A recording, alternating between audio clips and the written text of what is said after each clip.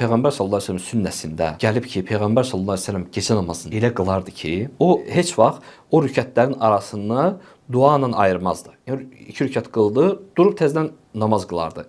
O birisi 2 rükəti qılardı. Yəni arasında dua etməzdi. Amma namazın içində dua eləyərdi. Axırıncı son bir rükət vitr var, orada dua eləyərdi. Səcdələrində dua eləyərdi.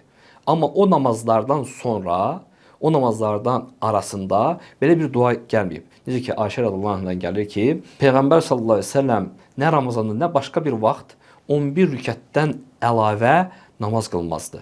O deyir, bəzən deyir 4 qılardı, onun o 4 rükətinin gözəlliyini, uzunluğunu soruşma. Necə gözəl qılardı. Sonra yenə 4 qılardı, onun necə gözəl, necə uzun qıldığını heç soruşma. Sonra 3 qılardı. Yəni, bu hədislər də göstərir ki, onların arasında bir dua və s. gəlməyib və yaxud ondan sonra bir dua gəlməyib.